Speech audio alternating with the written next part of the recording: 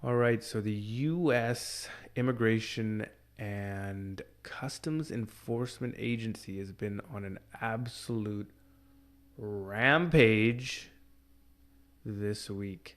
So, first up, we've got the most wanted fugitive has been captured, and it's just the beginning. So, this guy here, Javier, is convicted felon for the crimes of sexual assault with a minor, the sale of hallucinogenic and narcotic controlled substances, and the felony failure to appear. Now, I'm not a big fan of the war on drugs, but sexual assault with a minor, you scumbag, get out of here. Next, we've got Southern California raids net a total of 164 nationals. Okay, and the officials said about 150 of the people arrested had criminal histories, while 5 others had final orders of removal or had been previously deported. They noted that many of those arrested had prior felony convictions for violent offenses, including sex crimes, weapons charges, and assault, and some will be referred to the U.S. Attorney's Office for possible prosecution for re entering the country illegally. So these are repeat offenders. For some reason, the prior administration was a bit lenient on them. I wonder why. We'll get to that later. So here we go. Here's another one. ICE agents arrest 200 across the southeast. Actions ramp up fear in local immigrant community. From what we can tell, a lot of these detained people had old deportation orders, and that's why they were already in the system. So again, this speaks of a lot of kind of leniency on the part of the previous administration, Mr. Obama. ICE rounds up 44 criminal aliens in Texas capital. And the roundup of criminal aliens has sparked protests in the capital city. So it says here that more than 2,000 criminal aliens were rounded up in 2015 as part of Operation Crosscheck. Now, 1,000 of those captured criminal aliens were targeted because they had felony convictions. Okay, these convictions ranged from voluntary manslaughter, child pornography, robbery, kidnapping, and rape. 58 of those captured out of the 1,000 were known gang members, while another 89 were convicted sex offenders. Next, we've got ICE arrests 117 in Florida. Okay, as part of a targeted immigration fugitive operation. ICE will continue to arrest and deport aliens who have ignored an immigration judge's order to leave the country, said Michael Rozos, field office director for the ICE Office of Detention and Removal Operations.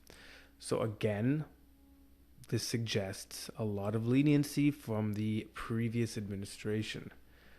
Okay, next we have here a longtime Phoenix resident in the U.S. illegally detained in early display of Trump executive orders reach.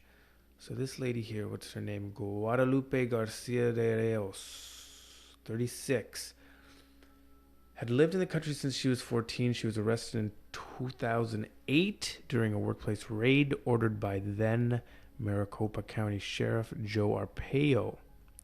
Okay, as a mother of 2, she continued to live in Arizona and checked in with ICE every 6 months since 2008. On her scheduled meeting Wednesday morning, she arrived at the ICE field office in Phoenix surrounded by supporters. An immigration attorney later told the crowd outside that Garcia de Reos had been arrested. So again, a lot of leniency obviously since 2008. 2008. Here we've got the ACLU and many of the mainstream media networks passing this around, which is a kind of brochure or kind of checklist of what to do when ICE agents show up at your door. Okay. And Of course, there's going to be protesters blocking the freeway on ramp in downtown LA as part of a protest against the immigration and customs enforcement raids this week. Now, this is just ridiculous. I mean, when you come into a country illegally, or if you're coming to a country legally and you're working illegally, or if you're a resident of a country doing something illegal, you go into it knowing the score. You know that, yeah, take your chances, and if you get busted, you pay the price. There's consequences in every single country. In the early 2000s, I spent about 3 years in South Korea, and there was lots of people teaching English there. The majority teaching there legally. You know, they get their work visa and they work with the school, or they work at with university students or corporate clients or whatever, but they have the proper visa and they work legally. And there's a lot of people who didn't work legally. They came there on a tourist visa. You know, if they're from Canada or the US, they'd get a 6-month tourist visa, and they would teach illegally there, and they'd be racking in, $2, $3, $4, $5,000 a month. And many times, they an immigration, officer raid would happen at a school, or a hagwon, which is like an after-school school for kids, where the teachers are obviously there teaching, and people would get handcuffed and taken away and deported. Was it sad? Yeah, of course it was. They had, sometimes family there, or, a boyfriend or a girlfriend now that they're just leaving. Sometimes the immigration officials would take their phones, look through the phones, and now they had a list of people to kind of contact and kind of investigate further. And so these raids, of course, yeah, it was sad. But were there protests? No. I mean, so here we have the Senate Judiciary Committee letter revealed that 121 immigrant convicts were charged with homicide following their release. So they get busted, then they get released between 2010 and 2014 under Obama leniency, and they go out there and kill people. Okay? It's also noted that in 2014, ICE released 2,457 immigrant convicts because of the Supreme Court ruling prohibiting detention of deportable foreign nationals beyond the term of 6 months. Okay, so I mentioned many times before here that many of these cases, under the Obama administration, they were very, very lenient with mostly these illegal Mexican immigrants. Now, it's actually quite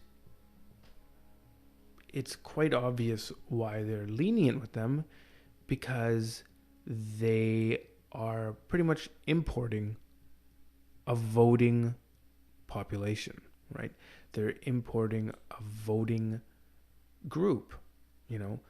If they are very vocal and obvious that the administration is going to be pretty lenient on people, then more people are going to come over illegally, okay, and set up shop and do their thing.